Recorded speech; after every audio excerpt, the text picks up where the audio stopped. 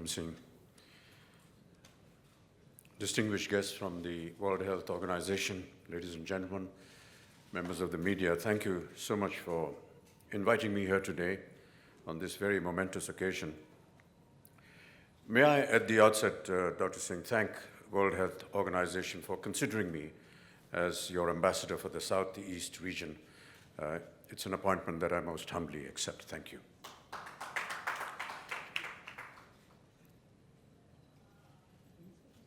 My attention to this very dreaded disease was drawn to me by my family doctor, Dr. Barve, who's present here today.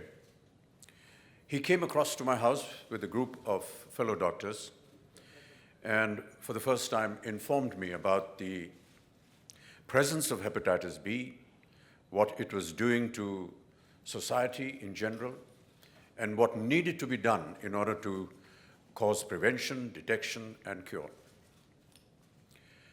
Hepatitis was something that I have spoken about personally, and I've always believed that if there is a campaign that needs to be propagated strongly, effectively, and if there is something personal that can be attached to that campaign, then I believe that the campaign has a greater value.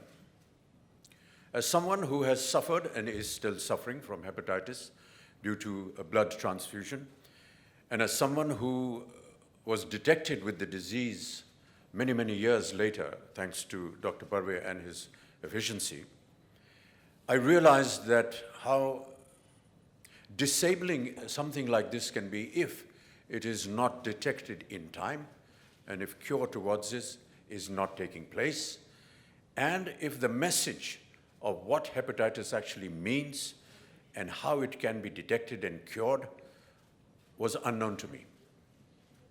But when I did find out through my various conversations with very efficient people in this region and connected with this campaign, I felt that I must work towards not entirely eradicating it, but at least making people aware of what hepatitis is.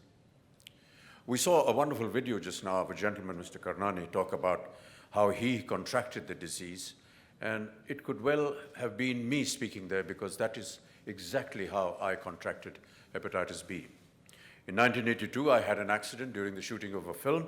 There were about 200 donors of blood. I required almost 60, well, not really bottles, but packets, or I don't know what the exact word is, platelets, etc.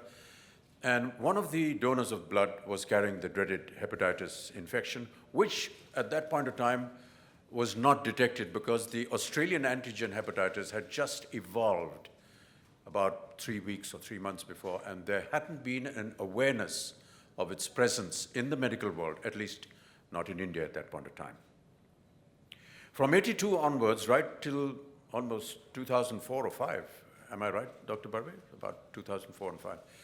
On a regular analysis of what we all go through during the course of the year, it was detected and it was very alarming at that point of time because I was informed by the medical team that 75% of my liver has been destroyed. Having said that, they also reassured me that even if you lose 75% of your liver, you can still survive with a balanced amount. Apparently, even if you have 12% of your liver alive and working, you can live a normal life.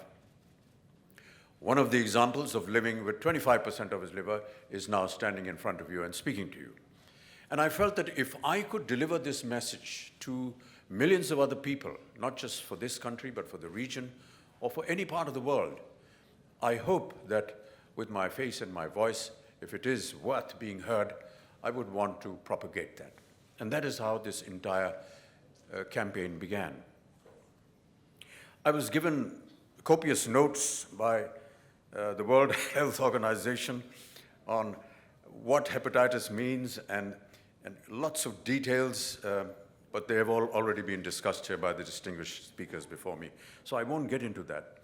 I just need to say there are 2 or 3 points that need to be given attention. One is that no matter how hard the World Health Organization or people connected with it, or personalities and celebrities connected with it, work towards propagating this campaign, until and unless we get support from the government, from the local governments, until and unless we get the commitment from the workers who are going to go out and spread this message, until and unless people stop discriminating just because somebody is suffering from hepatitis, we are not going to make the kind of progress that we are envisaging towards this campaign. I want to thank the Honorable Minister for the very kind words that he had to say, and to you, Dr. Singh, for saying such lovely words. But I just feel that it's wonderful to hear these words, but how wonderful it would be to hear that we were able to succeed in our campaign rather than in writing accolades about somebody who's going to get connected with this campaign. I wish that the day would come when I would stand here along with the World Health Organization and make a statement, just like we did at the time of polio, that today India is hepatitis free. And that would be a great achievement, I feel, if we can achieve that within the course of this campaign. I want to stress the fact that during the polio campaign, there was huge efforts that were made by all of us. We worked for almost 8 years. There was a lot of resentment. There were many obstacles that came our way, but we fought through it. But we really wanted to give credit to those workers who went out into the remotest parts of the country to deliver the dosage. They were the people who faced the wrath, the anger of the people that did not want to get these 2 drops of polio. And therefore, whenever we design anything for the hepatitis B campaign, please, most humbly, I respectfully want to say that please look after that worker. We will stand here and we will stand in front of the media with a lot of attention, wearing our suits and ties and making strong proclamations, but it is that worker that will go out there and talk to the people and tell them and educate them of what hepatitis is that really matters. I will become a face. I will say whatever I have to say.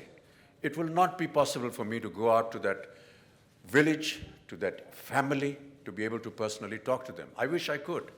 I wish we could have an arrangement where we could gather these families together. We could gather these people who are not believing in this campaign. I would love to be able to sit and spend some time. But obviously, it's not possible for me to go everywhere. I can make videos, I can write articles. Use me to the best possible way in delivering this message to millions of people. But please do also take care of that worker, because he's the main force that is going to be responsible in the eradication of this very dreaded disease. Thank you so much for having me here today. I hope that we can meet here again soon, Dr. Singh, and members of the World Health Organization, to one day, as I said, announce that India is indeed today hepatitis free. I wish to plead with the government and say, your cooperation, your effort is most worthy, most valuable, and most essential. During the polio campaign, we spoke to every state minister and urged the ministry of that state to support us. And I have to admit that it was their support and their help and their financial help that was able to give a kind of bonus respect to the campaign of polio. I would urge the government of India to also include hepatitis in this most valuable campaign. Lend us your support. Put in the kind of money that is needed for the worker, not for us. We work pro bono, but for the workers who are going to go out in the fields and work, and give this such serious consideration. You've heard the speaker before me from Geneva talk about the number of people that are getting affected by hepatitis, and it is equatable almost to some of the major diseases that are existing in the world today, whether it is HIV, whether it is TB or cancer. This is horrendous, but it can be cured if it is detected in time. I remember Dr. Barve and me went across to the United States of America to get a second opinion upon my hepatitis, and we were fortunate enough to discover that there is a medication which, if taken regularly, may not eradicate it, but would stop the further increase of hepatitis in your body. I can fortunately say that from the recent tests that we have done, that seems to be working on me, because we have seen through various medical blood tests that there's now not really a remission, but a stoppage to the deterioration of my liver because of the hepatitis virus. So if we can all join hands together, spread the same kind of message to the government, to the associations, to the organizations that are working, I do hope that we will achieve what we have set out to achieve, to make India free of hepatitis. Ladies and gentlemen, thank you very much.